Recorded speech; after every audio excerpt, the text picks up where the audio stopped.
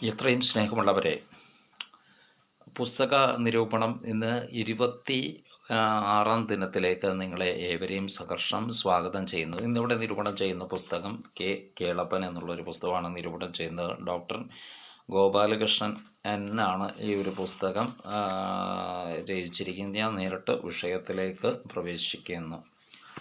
1989 ജനിക്കുകയും 1971 82ാമത്തെ വയസ്സിൽ മരിച്ച കേരളത്തിൻ്റെ ജനാധിപത്യ മേഖലയിലും നവോത്ഥാന രംഗത്തും ഒരുപാട് ശ്രദ്ധ കൈവരിച്ച ഒരു പ്രഗത്ഭനായിട്ടുള്ള ഒരു പ്രതിഭയാണ് കേളപ്പൻ എന്നുള്ളത്. അദ്ദേഹം വടക്കൻ കേരളത്തിലാണ് അദ്ദേഹം ജനിച്ചതെങ്കിലും അദ്ദേഹത്തിൻ്റെ പ്രവർത്തനം മുഴുവൻ കേരളത്തിൽ മുഴുവൻ നിന്നു. ഇന്ത്യയുടെ സ്വാതന്ത്ര്യ സമരം, പ്രത്യേകിച്ചും കേരളത്തിൽ മലബാർ മേഖലയിൽ ശക്തിപൂർവ്വം ഈ സ്വാതന്ത്ര്യ സമര പ്രവർത്തനങ്ങളെയൊക്കെ മുന്നോട്ട് കൊണ്ടുപോകുന്ന അദ്ദേഹമായിരുന്നു. സ്വാതന്ത്ര്യ സമരം മാത്രമല്ല, ക്ഷേത്ര പ്രവേശന വിളംബരത്തിന് വേണ്ടി അദ്ദേഹം കടന്ന് കഷ്ടപ്പെട്ടതിന് കയ്യും കണക്കുമില്ല. വൈക്കം സത്യാഗ്രഹവും ഗുരുവായൂർ സത്യാഗ്രഹവും, എന്തിന് പാലിയം സത്യാഗ്രഹത്തിൽ പോലും അദ്ദേഹത്തിൻ്റെതുണ്ട്.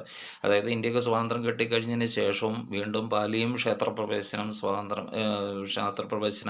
ദർശനം യാഥാർത്ഥ്യമാവാനായിട്ട് വീണ്ടും അദ്ദേഹത്തിന് സമരം ചെയ്യപ്പെടുന്നു. പ്രത്യേകിച്ചും മലബാർ കലാപമൊക്കെ ഏകദേശം മലബാർ കലാപത്തിൻ്റെയൊക്കെ തിക്തഫലങ്ങൾ അനുഭവിച്ച ഒരു വ്യക്തികളിൽ ഒന്നായിരുന്നു. അതുകൊണ്ട് എന്തൊക്കെ പറഞ്ഞാൽ സമാധാനത്തിനുള്ള ശ്രമം, അത് ഗാന്ധിയൻ ജീവിത രീതിയാണ് സമാധാനത്തിനുള്ള ഏറ്റവും വലിയ പരിശ്രമമെന്ന് ഉറച്ചു വിശ്വസിച്ചവരാണ്. ഇന്ത്യയിൽ ദണ്ഡി യാത്രയിലാണ് ഉപ്പ് കുറുക്കിയതെങ്കിൽ പ്രത്യേകിച്ചും കേരളത്തിൽ ഉപ്പ് കുറുക്കിയത് കേളപ്പനാണ്. പ്രത്യേകിച്ച് ഈ സർവോദയ സംഘത്തിനും അല്ലെങ്കിൽ ചർക്കയ്ക്കും ഇത്തിരി പ്രാധാന്യം കൊടുക്കാനുമായിട്ട് അദ്ദേഹത്തിന് പറ്റിക്കഴിഞ്ഞു. മാത്രമല്ല, ഇന്ത്യക്ക് സ്വാതന്ത്ര്യം കിട്ടിക്കഴിഞ്ഞതിന് ശേഷം മയ്യഴി മോചിപ്പിക്കാൻ വേണ്ടി, ഫ്രഞ്ചുകാരുടെ അധീനത മയ്യഴി മോചിപ്പിക്കാൻ വേണ്ടി കേളപ്പൻ നടത്തിയ പരിശ്രമം വളരെയധികം ആത്മാർത്ഥമായിട്ടുള്ള പങ്കുണ്ട്. അടങ്ങാനാവാത്ത ഒരു സമരവീര്യ പോരാട്ടമുണ്ട്. മദ്യത്തിനെതിരെ അദ്ദേഹം ശക്തമായിട്ടുള്ള സമര പരമ്പരകൾ പ്രത്യേകിച്ചും സർക്കാരിനെതിരായിട്ട് നടത്തിയിരുന്നു എന്നുള്ളതാണ് വിശേഷം. പ്രത്യേകിച്ചും തളി ക്ഷേത്ര സമരമായിട്ട് ബന്ധപ്പെട്ട് അദ്ദേഹം വിശ്വാസികളുടെ ഭാഗത്തു നിന്നാണ് കാര്യങ്ങൾ ചെയ്യുന്നത്. അദ്ദേഹം ഇടതുപക്ഷവാദിയാണോ വലതുപക്ഷവാദിയാണോ അല്ലെങ്കിൽ മധ്യവാദിയാണോ എന്നൊക്കെ പല ആളുകളും ചോദിച്ചേക്കാം. പക്ഷേ അദ്ദേഹം മനുഷ്യത്വത്തിന് വേണ്ടി മാത്രം നിലകൊണ്ടിരുന്ന ഒരു വ്യക്തിയാണ് ഈ കേളപ്പൻ എന്നുള്ളത്. എവിടെ സമാധാനത്തിനുള്ള ശ്രമമുണ്ടെങ്കിൽ അദ്ദേഹം ശ്രമം നടത്തും. അദ്ദേഹത്തിൻ്റെ വിവാഹം എന്ന് പറയുന്നത് വളരെയധികം യാഥാസ്ഥിതിക സമൂഹത്തിൽ അദ്ദേഹത്തിൻ്റെ പ്രിയ ഭാര്യ, പ്രത്യേകിച്ചും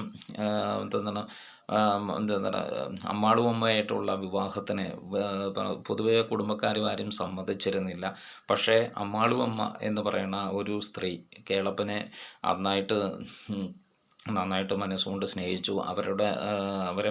കേളപ്പൻജിയെ വിവാഹം കഴിക്കുകയും ചെയ്തു. എല്ലാ ദുഃഖങ്ങളും ദുരിതങ്ങളിലും കഷ്ടപ്പാടുകളിലും കേളപ്പൻ്റെ ഒപ്പം കൂടെ ഉണ്ടായിരുന്നു. വളരെ ചെറിയ ഒരു ദാമ്പത്യമാണ് ഉണ്ടായിരുന്നെങ്കിൽ പോലും പ്രത്യേകിച്ചും അമ്മാളുമ്മയുടെ മരണം കേളപ്പജിയുടെ ജീവിതത്തിൽ ഒരുപാട് ദുഃഖത്തിന് അതൊരു കാരണമായി തീർന്നു. ഏകദേശം പകുതി ശരീരം ഇരുന്നിട്ടാണ്. അദ്ദേഹത്തിൻ്റെ ഒരു വിശ്രമമറിയാത്ത ജീവിതമാണ്. NSSൻ്റെ സ്ഥാപക നേതാവും കൂടിയായിരുന്നു. പക്ഷേ അത് NSSൽ മാത്രമായിട്ട് ഒതുങ്ങി നിന്നല്ല. കേരളത്തിൻ്റെ മധ്യവർജന പ്രസ്ഥാനത്തിലായാലും സമാധാന പ്രസ്ഥാനങ്ങളിലായാലും ക്ഷേത്രപ്രവേശനത്തിൻ്റെ കാര്യത്തിലായാലും അദ്ദേഹം എല്ലാം മനുഷ്യർക്ക് വേണ്ടി നിലകൊണ്ടുവന്നുള്ളത്. ഒരുപാട് ദുർവ്യാഖ്യാനങ്ങളും പല രാഷ്ട്രീയക്കാരും അദ്ദേഹത്തിന് നൽകിയിട്ടുണ്ടെങ്കിലും അദ്ദേഹത്തിൻ്റെ സംശുദ്ധമായിട്ടുള്ള ജീവിതം ലക്ഷങ്ങളും കോടികളും സമ്പാദിച്ചില്ല. തൻ്റെ പൊതുപ്രവർത്തനം എന്ന് പറയുന്നത് രാജ്യത്തിൻ്റെ വികസനം, ഇന്ത്യയുടെ വികസനം ഗാന്ധി ദർശനങ്ങളിലൂടെ മാത്രമേ, പ്രത്യേകം തൊഴിലധിഷ്ഠിതമായിട്ടുള്ള വിദ്യാഭ്യാസത്തിലൂടെ മാത്രമേ ഇന്ത്യക്ക് ഉയർച്ചയുണ്ടാവുള്ളൂ എന്ന് പറഞ്ഞ ഒരു വിശ്വസിച്ച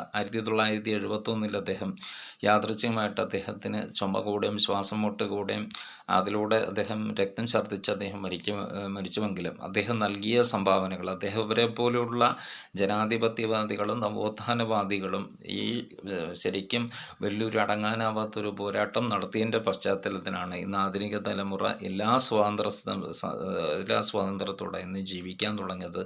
അവർ നൽകിയിട്ടുള്ള കേളപ്പനൊക്കെ പോലെയുള്ള ആളുകൾ കഷ്ടപ്പെട്ട് പണിയെടുത്തത് കൊണ്ട് മാത്രമാണ് നമ്മൾ ഈ സ്വാതന്ത്ര്യം നൽകിയത്. വൈക്കം സത്യാഗ്രഹമായാലും AKG ആയാലും കൃഷ്ണപിള്ള ആയാലും അതുപോലെ സംബന്ധിച്ചുള്ള P. ഗോപാലനായാലും ഒരു വലിയൊരു സത്കീർത്തന്മാരുണ്ട്. അദ്ദേഹത്തിൻ്റെ ക്ഷേത്രപ്രവേശന വിളംബരം യാഥാർത്ഥ്യമാക്കാനും അതുപോലെ ഗാന്ധിജിയുടെയും വിനോബ് ഭാവെയുടെയും ആദർശങ്ങൾ ഏറ്റുവാങ്ങിയിട്ടുള്ള പ്രത്യേകിച്ചും കെ കേളപ്പൻ്റെ ദർശനങ്ങൾ ഇന്നും കേരളം വിസ്മരിച്ചിട്ടുണ്ട്. കെ കേളപ്പനെയൊക്കെ ഓർത്ത് കൊണ്ടാലേ നമുക്ക് കേരളത്തിൽ ഇതിപ്പോൾ കേരളം എന്ന് പറഞ്ഞ ഒരു സംസ്ഥാനത്തെ നമുക്ക് രൂപീകരിക്കാൻ, കേരളം എന്ന സംസ്ഥാനത്തെ നമുക്ക് ഓർക്കാൻ പറ്റുള്ളൂ. കേരള സംസ്ഥാനം രൂപീകരിക്കാനായിട്ട് പ്രത്യേകിച്ചും കേളപ്പജി നടത്തിയിട്ടുള്ള ശ്രമം നിസ്സാരമല്ല. അത് ഒരുപാട് വളരെ മഹത്തരമാണ്. ഏതായാലും കേളപ്പജിയെ മറന്നുകൊണ്ട് ഒരിക്കലും നമ്മുടെ കേരള ചരിത്രം ഒരിക്കലും പൂർണ്ണമാവില്ല എന്ന് സൂചിപ്പിച്ചുകൊണ്ട് ഈ പുസ്തക നിരൂപണ പരിപാടിയിൽ ഒരു കാര്യം വായിച്ചുകൊണ്ട് നമുക്ക് അവസാനിപ്പിക്കാം. വിനോബ് ബാജി കേരളത്തിലെ യാത്ര പൂർത്തിയാക്കി കഴിഞ്ഞ് കർണാടകയിൽ പ്രവേശിക്കുന്നതിൻ്റെ 4ാം ദിവസം 1957 ആഗസ്റ്റ് 28-ാം തീയതി മഞ്ചേശ്വരത്തെത്തി. അന്നത്തെ പ്രാർത്ഥന യോഗത്തിൽ കേരളത്തോട് യാത്ര പറയുന്ന കൂട്ടത്തിൽ വിനോബ് ബാജി ഒരു ശാന്തി പ്രസ്ഥാനത്തിന് ജന്മം നൽകി. ഭാരതത്തിൽ ആദ്യമായി രൂപീകരിച്ച ശാന്തിസേന കേരളത്തിൽ ലായതിൻ്റെ കാരണക്കാരൻ കേളപ്പൻ തന്നെയായിരുന്നു. നിങ്ങളെല്ലാവരും പുസ്തക നിരൂപണ പരിപാടി കാണണം, വിലയിരുത്തണമെന്ന് പറഞ്ഞുകൊണ്ട് എൻ്റെ വാക്കുകൾ വിളിച്ചെടുക്കുന്നു. നന്ദി, നമസ്കാരം.